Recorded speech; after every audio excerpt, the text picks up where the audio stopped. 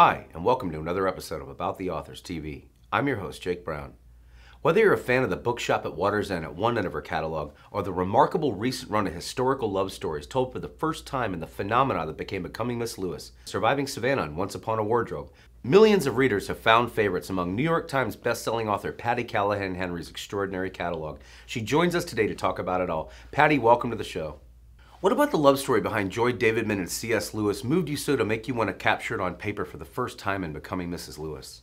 What first got me intrigued was that I had always known about their story. I'd always known that Lewis fell in love late in life, that he lost his wife. There's a movie about it, Shadowlands, with Anthony Hopkins. He wrote one of the seminal books on grief called A Grief Observed, about losing his wife. And it hit me that we didn't know her story. She just shows up and she spends the entire movie of Shadowlands and the entire book of A Grief Observed dying. So who was she? And I knew it was an improbable love story because she was an American woman who was married with 2 kids. So I got curious. And whenever I get curious about something, that usually means there's a story waiting. So I started to dive into her history and was stunned to find this fascinating, powerful, genius woman. She was a literal Mensa genius. She was a poet and a novelist. She spent all of her life in New York. She won the Yale Younger Poets Award. She learned to read at 3 years old. She graduated high school when she was 14. And just as important for the story is that she literally changed the last decade of C.S. Lewis's work. Her fingerprints and her influence are all over the last decade of his work. And why didn't I know any of that when I know a lot about Lewis? So I decided the best way to get this information across was in a novel, in a story told from her point of view.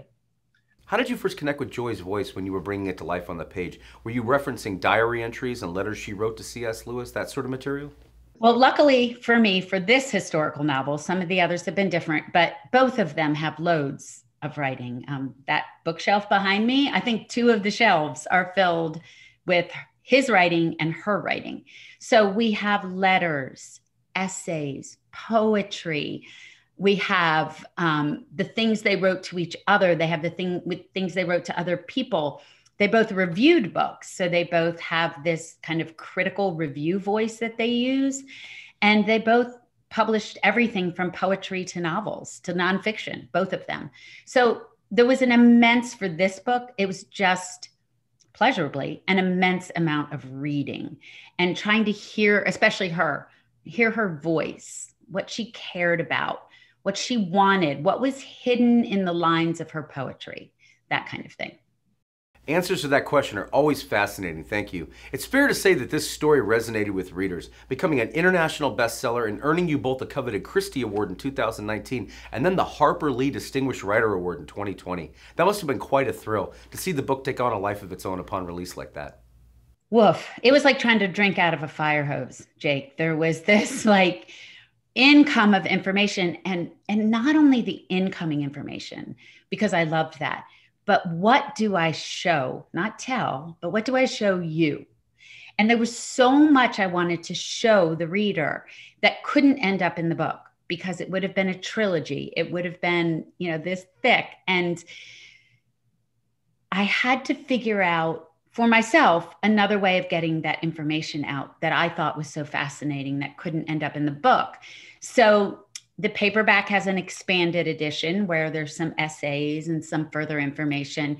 And then I did a podcast called Behind the Scenes of Becoming Mrs. Lewis, where I interviewed the seven of the many experts in Lewis's and Joy's life. I cover everything from her poetry to her childhood. I've talked to her son on 2 of the episodes. I talked to the expert on, like I said, her poetry, one on an expert on his novel, Till We Have Faces, which Joy Davidman wrote with him. Nobody talks about that, right? Nobody talks about the fact that they co-wrote a novel together. It is always Lewis. And I wanted to show that there was no woman behind the man. There was just this woman beside the man who changed his life. The Titanic of the South, better known as the Pulaski steamship that tragically sunk back in 1938, it was resurrected from history magnificently in your book, Surviving Savannah. What first made you want to set sail on that journey? I think that the idea of where we get ideas is one of the most fascinating things to talk about. When I'm interviewing an author, the tables are flipped. I always want to know what we call the origin story. Like what was the seed for this? Where did this come from? And the interesting part about that is, I don't know, right? So we can, I bet you know the same thing. You have 50 books, Jake. You know that some ideas literally, not figuratively, fly into your mind. And you're like, wait a minute, what about that? That's what happened to me with Joy Davidman. But for Surviving Savannah, I have a pal who is a mariner in Bluffton, South Carolina. His name is Boo Harrell. And he kept telling me about this wreck because we have a place in Bluffton, South Carolina, which is right there next to Hilton Head and right there next to Savannah, right across the river. And he kept saying it happened here and it's this little known story and it needs to be told. And I don't know why, but for the first 3 or 4 times he told me about it, I was like, yeah, I don't do shipwrecks. And then one day I said, okay, fine, I'm going to read the article. And it hit me how profoundly impacted the area of Hilton Head, Edisto, Bluffton, Savannah was by this shipwreck in 1838. So I jumped into my research to see if there was a story to be told. And I ran across a headline that said, Pulaski remains just found 100 feet deep, 30 miles off the coast of North Carolina. I was like, ding, ding, ding, ding, ding. This is why I wasn't interested until now, because it was this perfect timing confluence of events. So while shipwreck hunters were bringing up the lost treasure, I was bringing up the lost stories, and we just melded them together. So the way we kind of compare them as mirror images is, number one, it was carrying the elite of the area. Now, this wasn't the first journey for this ship like it was for the Titanic. It was the fourth, but it was only the fourth journey. The other interesting thing is that the owner and the financier and the designer was on the ship with his family. He brought his wife, his 6 children, his niece, and his sister on this journey. And the other is the way it went down. It broke in the middle, and the bow and the aft went down like this, and it sunk just like the Titanic did, with both ends sticking up. And it took approximately 45 minutes for it to go down. So during those 45 minutes, everyone was fighting for their life in the middle of the night, in the middle of the ocean. And lastly, there weren't enough lifeboats.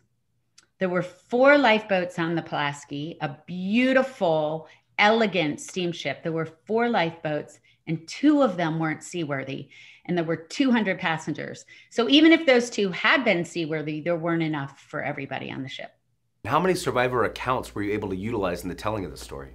1/3 of the people, about 60 people, survived. So that a couple of them have left behind accountings. It's been almost 200 years, so they're hard to find. There's some letters, there's some accountings, there's some newspaper articles, but there is no one seminal work on the ship. Until now, thanks to your extraordinary work, was Savannah history professor Everly Winthrop based on a real-life muse? And how did you finally settle on that powerful title, Surviving Savannah? It's a modern day historical back and forth timeline because we watch them bringing up the treasure. So Everly Winthrop, the main character in the modern day story, is completely imagined. The 2 women we follow on the ship in the historical part of the novel, they are based on and inspired by very real people and a very real family that boarded that ship together. So it was a combo of imagination and historical accuracy. But even though Everly was completely imagined, I gave her a lot of the experiences that I had when I was researching the book. Visiting the museums, interviewing people, working with the shipwreck hunter, looking for lost journals and letters and articles. So I gave her some of my experience, but she's definitely not me. Surviving Savannah was the working title, and usually my working titles change, but it just never changed. I had probably 20 other titles, none of which I can remember right now. But the publishing house and I just kept coming back again and again and again to Surviving Savannah.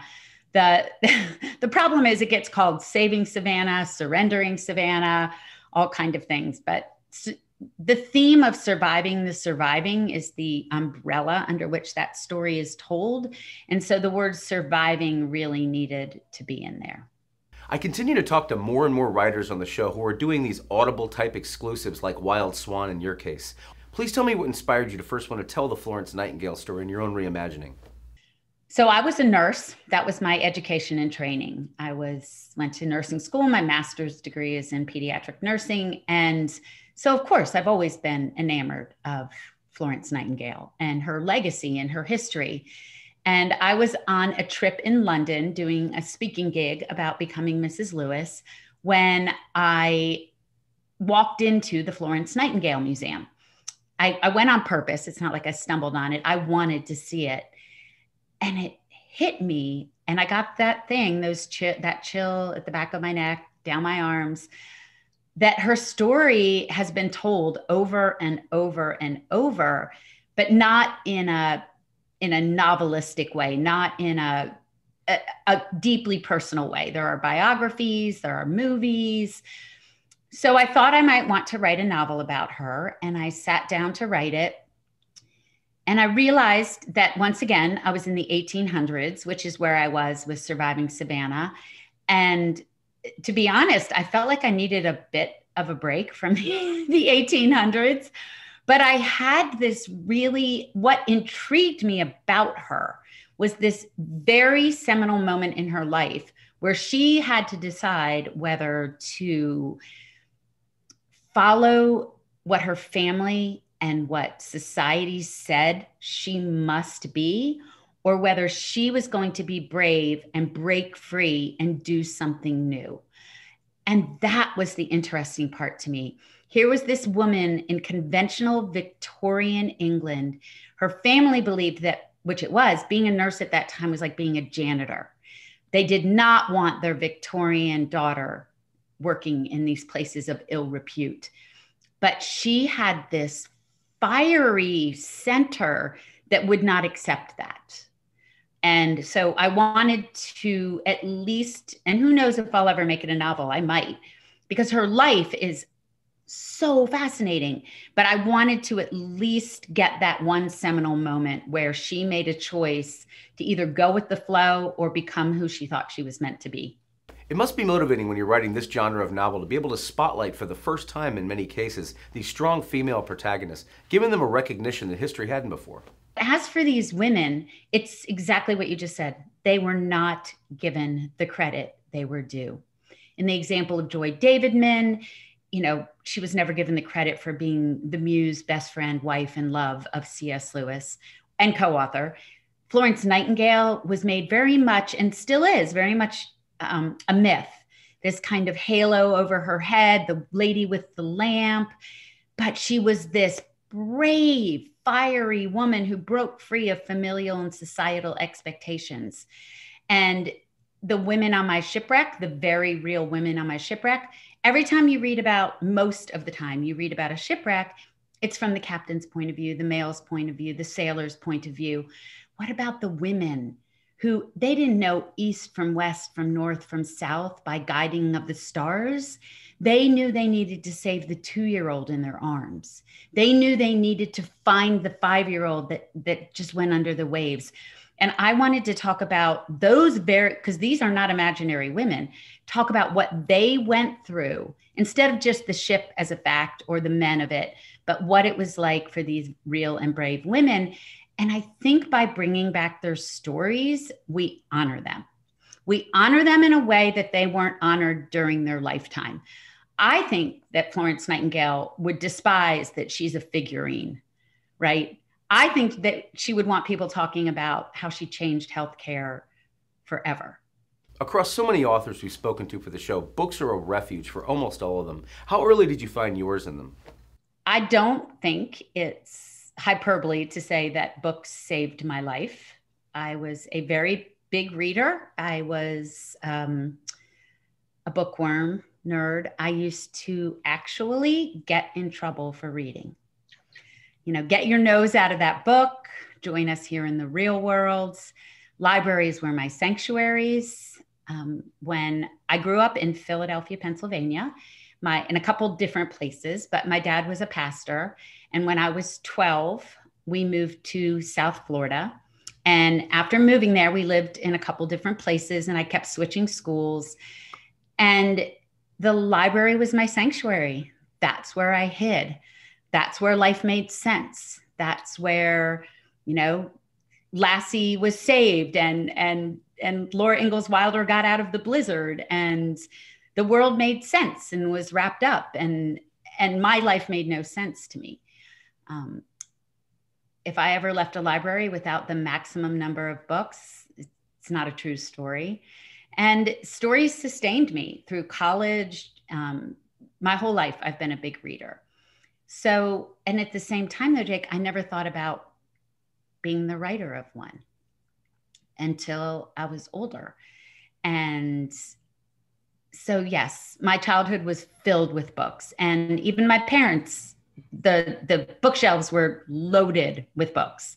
Like I said, my dad was a pastor, so every bookshelf was full. I was reading books I probably shouldn't read at 12 years old, like the Screw Tape Letters, because I would read a cereal box. I would just grab whatever was nearby to read. So, if I'm not mistaken, you actually wrote a memoir at age 12. I did. It was called My Life. It's in that filing cabinet if you want to see it. I was trying to write this is my life. Maybe in hindsight, I was trying to make sense of my life, but instead it was just then we went to the beach. And it had pictures in it. It was a picture book. But yes, I tried to even then turn things into a narration, to understand things by narrating them. I wrote books my whole childhood. You know, I made up stories, I stapled them together, I put covers on them. There are three teachers I remember with clarity, none of them by name, which is terrible. But I remember being in elementary school and it was free time at school. And everybody was doing different things. They were playing tic-tac-toe. I was very young. I'm thinking third grade, second or third grade.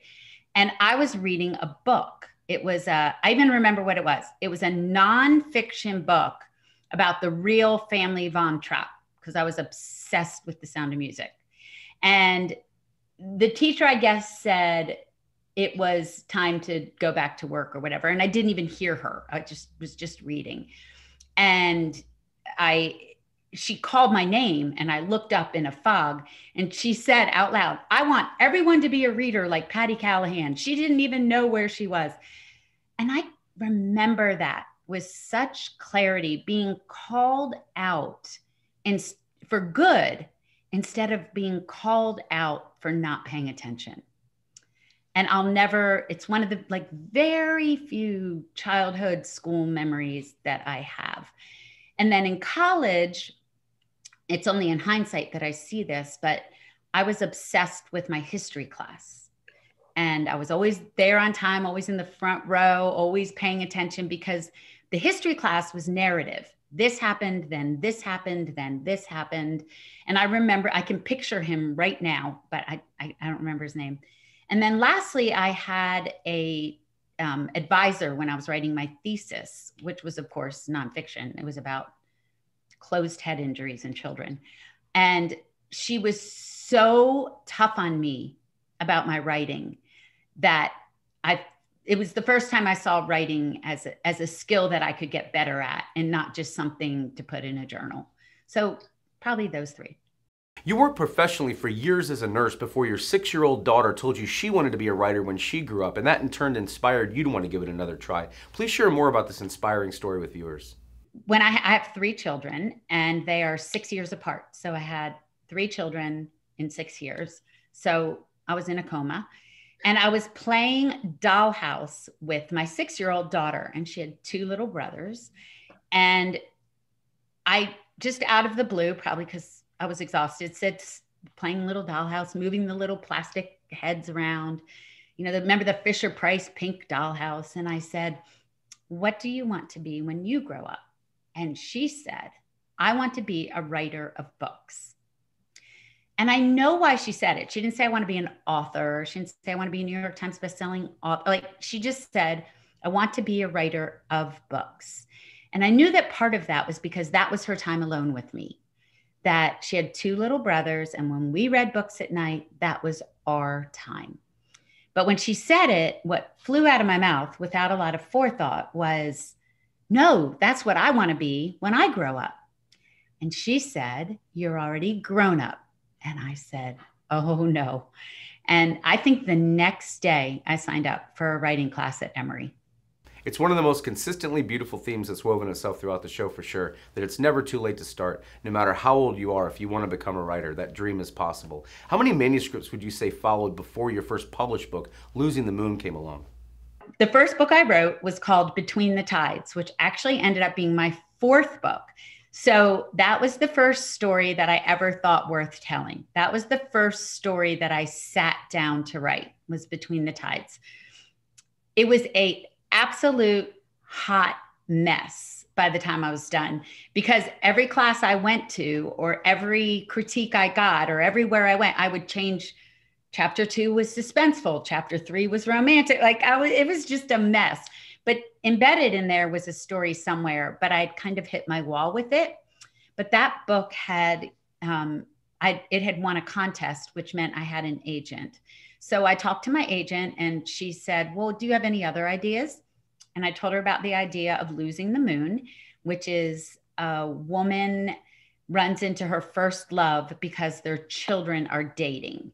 And they had lost track of each other for 20 something years, but now their children are dating each other. And I just loved that premise. And so did she. And so she said, write that book.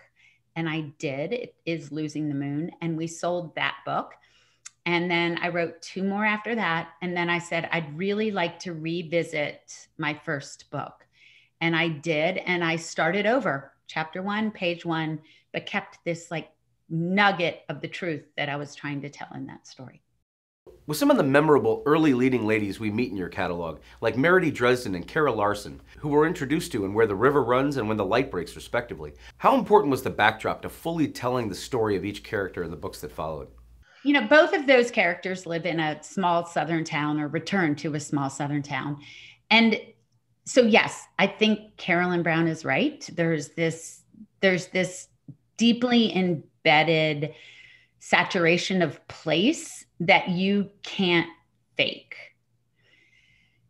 It's often said that setting is a character, but I also think that setting is more than a character. It is the petri dish or the soil from which the story grows. So if I take Kara out of this town in South Carolina and I put her somewhere else, it's not the same story. That's how important that setting had to be for those books, and frankly, for all of my books. But there is this kind of saturation in the soil that, so yes, I know the area very well. I've had a place there for the past 30 years. My kids have grown up running around those marshes and small roads.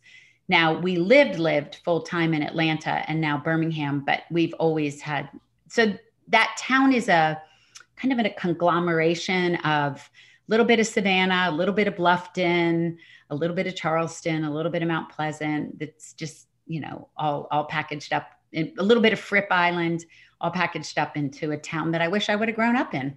And your readers, I bet, too. Talk about blending local flavor. Tell us about the Palmetto Point Junior Society, please.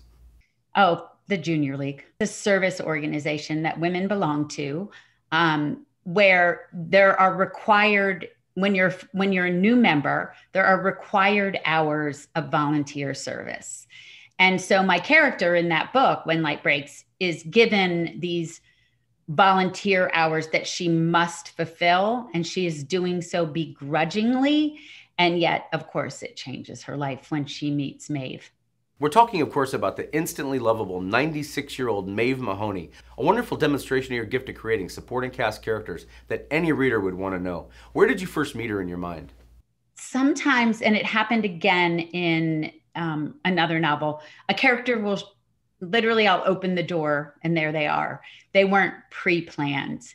So for me, when Kara walks into this nursing home and is going to meet this woman that she is assigned to be with, Maeve just sprang to life. There she was with James Joyce novel on her bedside and the Legend of the Clawder Ring at her fingertips. And I really loved this idea of joining together an old legend and a new story so that the old legend changed the story of the modern day character.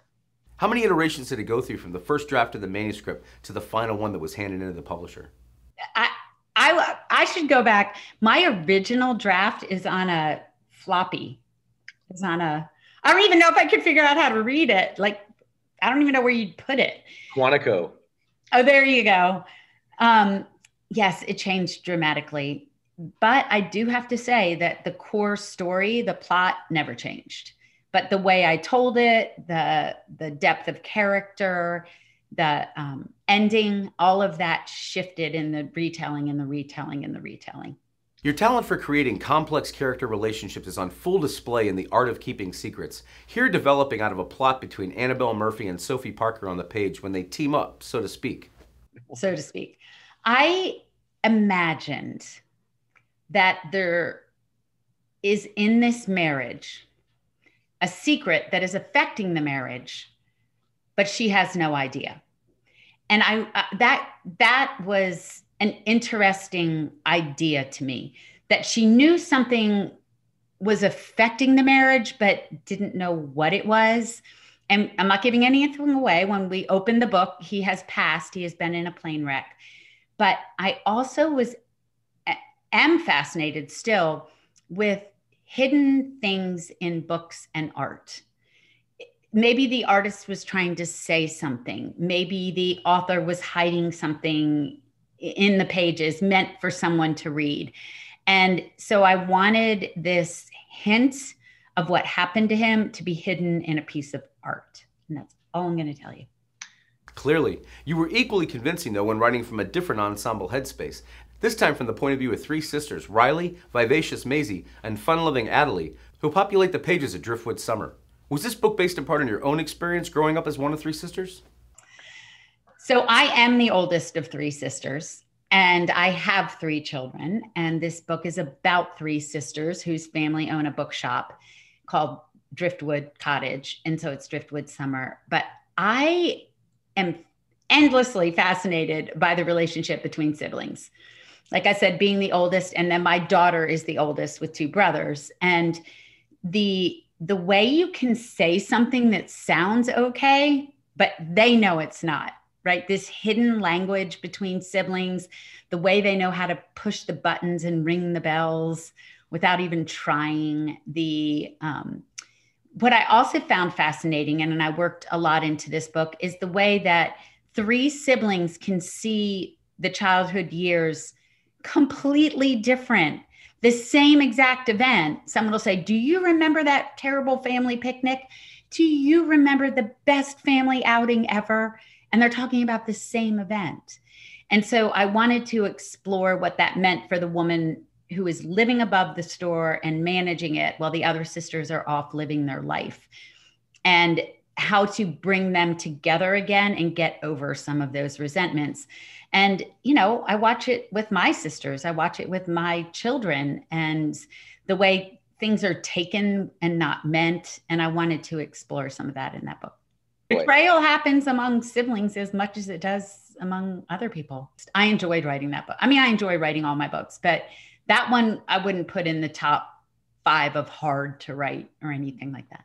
If you're willing to volunteer them, what books in your catalog would fall in that top 2 or 3? Not necessarily because they were difficult to write, but because of a challenge they presented because you were going somewhere new on the page. Surviving Savannah was really hard to write because there was so little information about the shipwreck, and I was writing it from 2 women's point of view. And it was just difficult to find the information I needed. It was the most boots on the ground book I have ever written.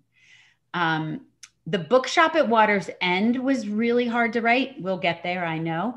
But it was really hard to write because I don't know why, to be honest. But it was one of those books that I struggled with and then was the most proud of. So many of the authors we talked to for the show have had fun, whether they decided themselves or were approached by a publisher to finally write a holiday-themed book. And in your case, it's a wonderful reunion of sorts between you and a past character from your catalog. No, I came to them because I felt like so that is a spin-off from When Light Breaks. And I took two characters from When Light Breaks, the brother and the best friend. And I felt like their story was incomplete. And I also felt like Maeve's story was incomplete, that she had more to say. She had more wisdom to share. And I came up with this Christmas story, holiday story, and still including the Claude myth and still including Kara and Jack. And yet I introduced you to their best friend and brother and take them on a journey to Ireland. And that is the one that has the country music in it, because he is kind of the open, as I say, the opening band for the opening band. And he writes this he writes a love song, and the love song gets called the perfect Christmas song and catapults him into fame, where he gets to tour with a very famous Christmas writing traveling duo. And it's about how we define success. What does it mean to claim our art? How do we balance family and fame? And there's a little bit of a Ireland myth in there. And I loved writing that book. It's just a sweet Christmas story. And I love country music. I'm obsessed with it. And I'm obsessed with singer-songwriters. I can't sing, I can't play. And I am always so curious about that act of creativity that I can't do. And so I love country music. So I wanted to write about it. Speaking of reunions on the page, the one that unfolds in Coming Up for Air is of a different sort between Ellie Calvin and Hutch, and it's central to the story that follows. Please talk about how you used the one to impact the other. It was so clever. I think the best thing to do is avoid cliche.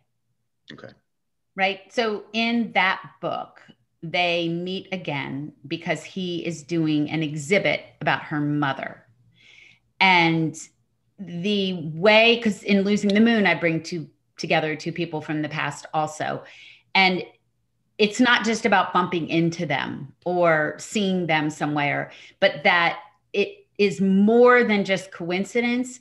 It is that for these stories, for me, it is that now their life has to be connected in certain ways, right? He is working on that, or their kids are dating, or they do have to solve a mystery together. So to bring the past together with the present in a way that makes it unavoidable, it's not just a bumping into on the street. I try to put them in a situation where they can't look away. They have to face it. Please talk about the inspiration from within your own family that was the driving creative force for Friend Request. So Friend Request is just a short story of the very real day that my niece Facebook messaged me, gave me a friend request. That's a hard word to say, friend request. And she was the daughter of my sister who had been placed for adoption 23 years before. So she found us. Well, she found me first. She was looking for my sister. She was 20 years old. She was looking for her birth mother. She's very close to her family. She wasn't trying to leave or anything. She just got curious. She couldn't find my sister on Google. This is years ago, but found me on Google because I had dedicated a book to my sister and sent me a friend request that set off a cascading thing of events that eventually led to my sister and her adopted daughter finally meeting. You're really a master at writing romances from any angle, especially ones that begin with the reader being led down what they think is one path when another one awaits both them and characters like Eve and Cooper in the stories we tell. Are those among your favorites to weave on the page? The couple on the front of the magazine. I always doubt the couple on the magazine.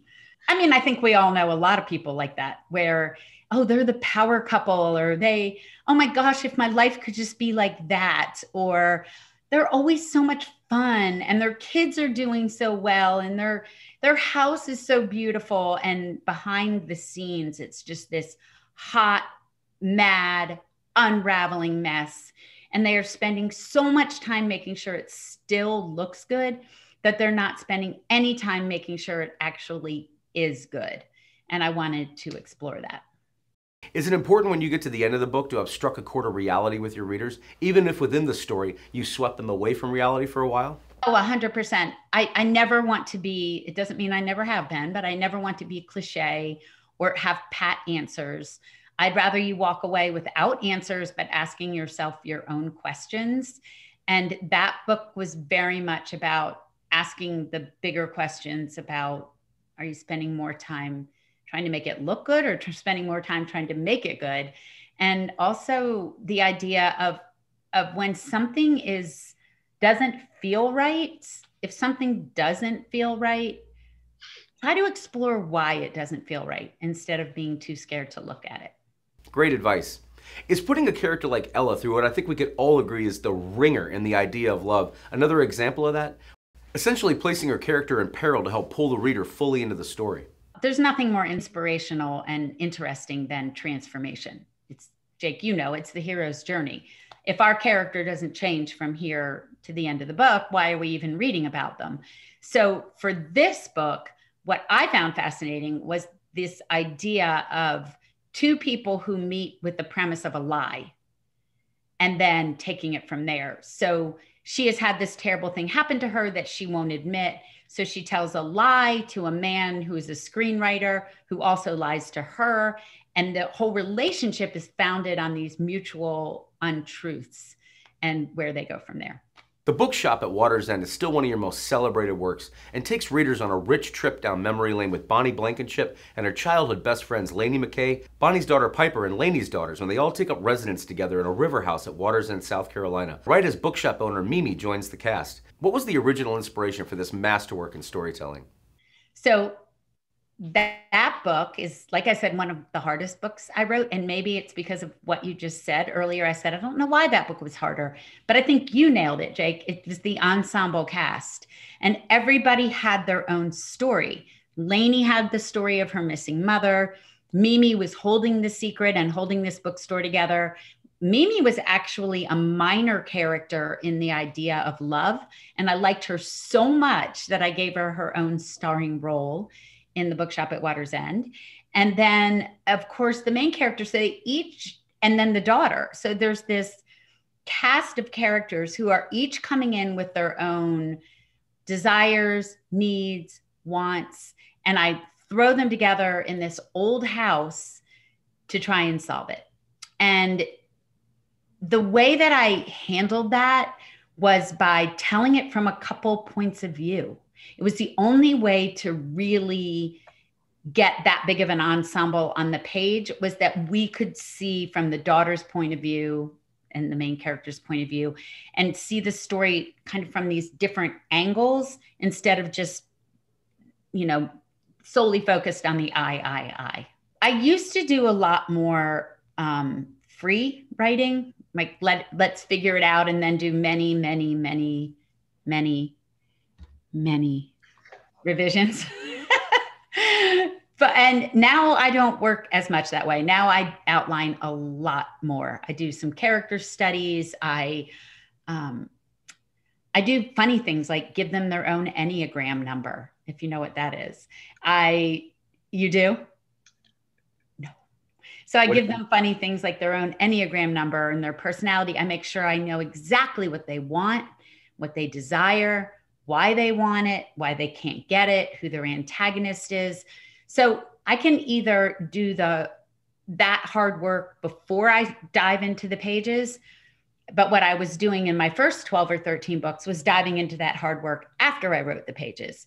So neither way is right or wrong, and I've done both, but I have started doing a lot more of the work I used to do in revision before I even get on the page. With the favorite daughter, is it conjuring up new characters like Lena Donahue that really keeps it exciting for you when you sit down to begin work on a new project? The favorite daughter was very whole when it came to me. I knew who she was. I knew that her sister had betrayed her. And I knew that she was going to have to come back to this family pub and face everything she'd run away from. And I knew why. So I wrote that down as quickly as I could. This is who she is. This is what happened. This is what's going to happen. And then I dove in and wrote it. But that came to me kind of in this, now it got a lot more complicated and I added side characters and subplots, but her story came whole to me for that book. Doesn't happen all the time, that's for sure. Congratulations on the shelf full of prestigious awards you've been racking up lately. Do any mean the most to you among those accolades? I don't enter for awards. It's always the publishing house or a committee that decides. And all three of those, the Christie, the Harper Lee, and then the Alabama Book of the Year, were so stunning and surprising to me. When they called and told me that this was the year you had won the Harper Lee Distinguished Writer of the Year, I was like, you called the wrong person, right? I've lived in Alabama for 10 years. It's an Alabama award. And I went to college, so 14 years total I've been in Alabama. But for me, the Harper Lee Award was the most distinguished award you could possibly win. So I was very emotional. I cried. I think the person on the other end of the line was a little embarrassed for me, but I was really proud. And, you know, maybe it does help professionally, but for me, it was an award of perseverance. That's what it was. I did not give up when there were numerous times I could have said, this just isn't working for me, or I'm not getting it. Things aren't happening the way I want them to happen, or that book flopped, or whatever it might be. But that award was like, you are not going to give up, Missy. No, you're not. So. Viewers and authors alike have been reading Parade magazine forever. It's an American institution. How much fun have you had being part of the Life Lessons column that you write for them once a month? So let me clarify. Our Friends in Fiction group writes a weekly essay. So I only write it every month. So my essay is once a month. And yes, I have loved writing monthly essays for Parade.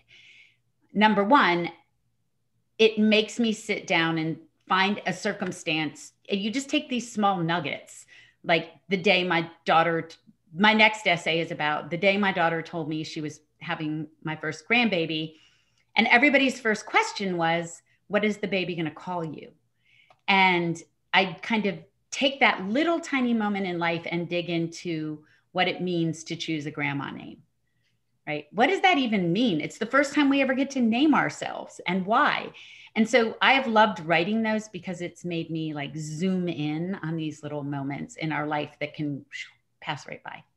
But Parade is amazing because that magazine reaches so many people, and it is very selective, and I love writing for them.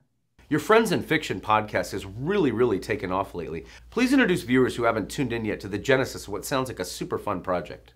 That show is called Friends in Fiction, and it started during the pandemic when five best-selling authors, Kristen Harmel, Mary Kay Andrews, Mary Alice Monroe, and Christy Woodson Harvey, and I all had our book tours canceled. We all had books coming out in March of 2020, March or April.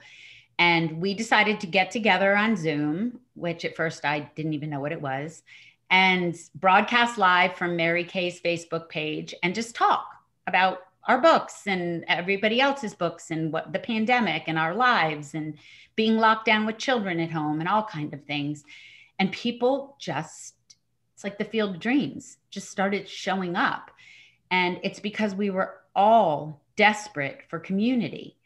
And there's no community better than a book community. People who love reading are a fantastic community, just like the people who love music, because you're coming together over a shared creative love. You're not coming together over hate or trying to figure out how to beat someone or win. You're coming together over this shared love of reading or music or whatever it might be. And So we made our own Facebook page. So it just grew from there. I think right now we have 44,000 members on the Facebook page. We have a weekly live show on Facebook and YouTube. It simulcasts, and we interview authors every week. And we've interviewed everyone from Kristen Hanna to William Kent Kruger to Delia Owens to Karen Slaughter to Britt Bennett. So I think we're on our 76th show. It's been amazing. And I know you know what it feels like. It's just as much fun to flip the tables as it is to get to talk about your own books. I have learned more from those authors than I have from any master class. We ask for a writing tip every week. We talk about process and inspiration and story and the business. And then it was growing so fast, we couldn't do more than a show a week. So we actually have added to the podcast version of it. So the show is in a podcast, but now we have an every Friday podcast where we do just these 20-minute bursts with authors about either the backstory or a theme. And that is every Friday. So there's a show on Wednesday and a podcast on Friday. Congratulations again. Discussions like those are so important for both your fans and the aspiring author. What kind of advice has emerged out of them that you'd share here?